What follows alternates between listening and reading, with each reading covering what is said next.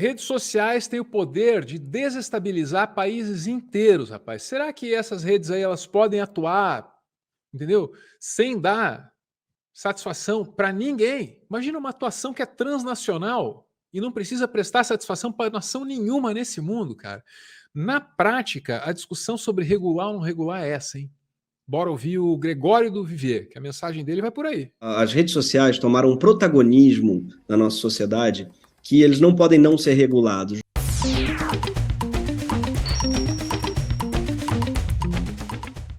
Tem uma entrevista excelente de 1 hora ela vai pedrada do Gregório do Vivier no UOL. Ao meu lado eu tenho o Marco Gomes, tá?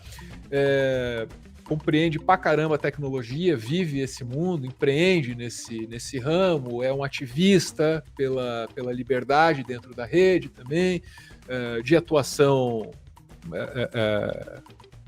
gringa. Conhece gringo pra caramba o cara, hein? Eu jamais poderia fazer isso porque me acusam de gringofóbico, sabe, Marco? Mas eu não tenho nada contra gringo, tenho até amigos que são. Tô me perdendo, Gregório do Vivier, pô, vamos lá. Tem a questão da regulação, da regulamentação, da punição das redes sociais, né? Tem o projeto de lei em andamento lá no Congresso, já foi a aprovação da urgência, isso vai ser colocado em votação. E tem muita discussão disso. Os bolsonaristas tomam o tema para falar que é um corte à liberdade de expressão. No entanto, como você disse, a violência corre solta pelas redes, o discurso do ódio também, tanto é que tem um grupo de estudo no governo analisando exatamente isso. Qual é a solução que você vê para essa questão das redes sociais? Você é a favor, por exemplo, desse projeto de lei que está em discussão lá no Congresso? O que precisa ser mudado nele? Ou o que não pode faltar nele, na sua análise? Pois é, eu não li o projeto inteiro, então eu não sei tudo que ele tem, não consigo concordar com todo ou com não, mas com a ideia dele e com o que o Orlando propôs, que eu vi em entrevista e tal, eu acho muito importante, eu acho, na verdade, central.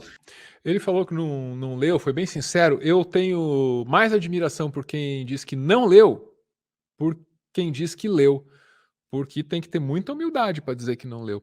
Esse trecho aqui, para mim, é o preferido, ó. Olha lá, ó. A gente está falando aqui do artigo 20 da seção 1 do capítulo 4, rapaz. Olha que delícia esse texto. Isso aqui para mim é poesia do Paulo Leminski. Ó.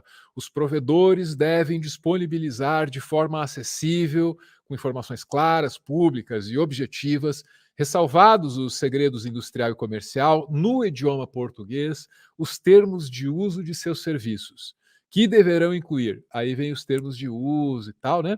E as exigências aí para que a gente conheça um pouco dos mecanismos através dos quais essas informações são trazidas para a gente. Porque será que pode, cara, os algoritmos através dos quais essas informações são distribuídas serem um segredo industrial, mesmo quando eles têm o poder de desestabilizar um país inteiro, né? Vamos ouvir o Gregório lá.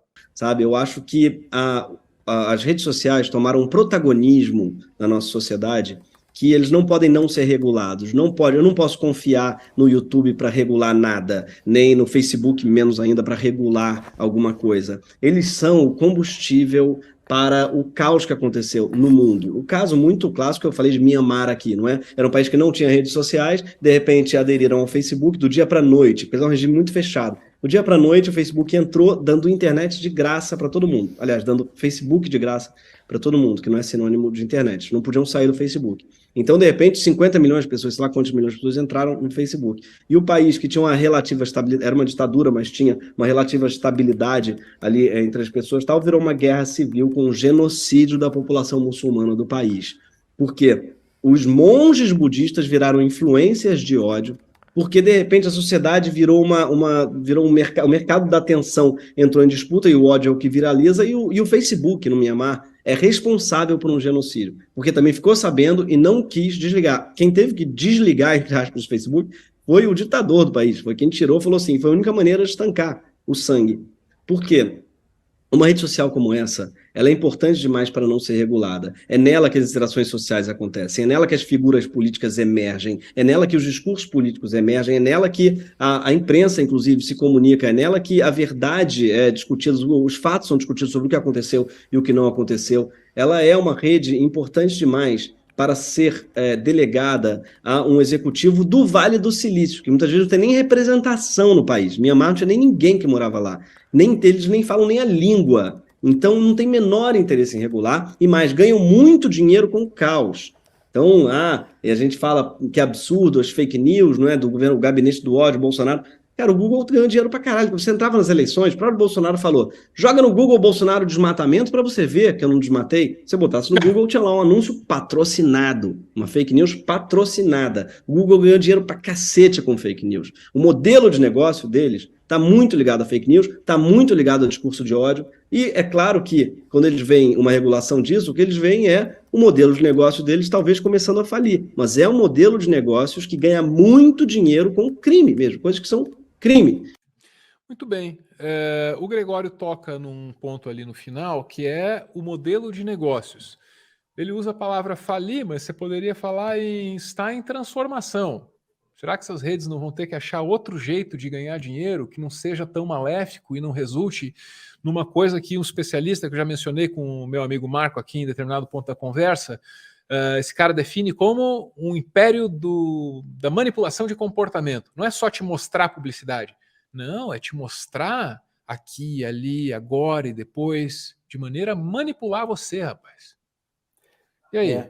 Eu acho que aqui é um excelente lugar para eu trazer uma coisa que é a crista da onda, olha o termo, a crista da onda dessa discussão no meio da tecnologia, principalmente no meio da tecnologia, da tecnologia de marketing digital, que existe uma corrente da qual eu subscrevo, que não é necessário fazer tanta segmentação para poder vender a publicidade, fazer os resultados e chegar onde você precisa chegar. Ou seja, essas empresas vão ter que vender menos publicidade porque a gente vai restringir a quantidade de dados que elas podem coletar nossas?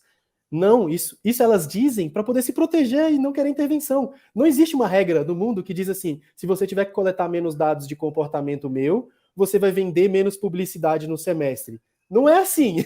Você vende mais ou menos publicidade, não é pela quantidade de dados que você coleta da sua audiência. Isso é tipo, você pode continuar, e inclusive continua vendendo tanta publicidade quanto, basta olhar todas as empresas de mídia que estão aí há quantos séculos rodando e tal. Então, assim, é criar modelos de negócio que não dependam tanto desses dados. Esses modelos de negócios já existem, ou seja, nem precisam ser criados, eles precisam ser implementados nessas redes sociais, reimplementados, porque elas começaram com esses modelos e depois chegaram nesse nível de manipulação que a gente está hoje, e criar modelos novos também, porque, lógico, eles têm bilhões, trilhões de dólares, eles podem criar inúmeros jeitos de se fazer publicidade, de fazer propaganda, de fazer não sei o quê, sem fazer esse tipo de manipulação de comportamento, sem essa máquina de influência de comportamento. Tudo isso é possível, e isso é uma coisa que pouco você vai ver discutido por aí, que é trucar a afirmação das redes sociais e das big techs de que elas precisam dos dados para vender publicidade e para fazer o faturamento delas. Isso não é verdade, isso não é verdade.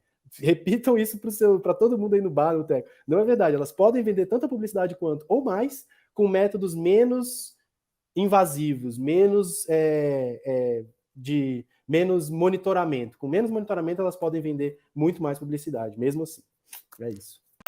Muito obrigado por ver esse vídeo até o final, viu? A gente está criando um clube, para as pessoas que veem o vídeo do Meteoro até o final. Só que é o seguinte, você não pode contar para ninguém que esse clube existe. Aí ele fica sendo exclusivo para quem viu o vídeo desse canal até o fim. Essa é a proposta. Então conto com você, tá? E aí você agora escaneia isso aí e entra no grupo, mas só se você quiser. Eu quero um grupo bem difícil de entrar. Aliás, vou começar a mexer o QR Code na tela aqui, ó, pra você não conseguir escanear. Isso. Tem que lutar para entrar nesse grupo. Entra lá. Se você mandar um áudio, de repente seu áudio vira conteúdo aqui, viu? Fique sabendo disso já. Obrigado, gente. Valeu mesmo.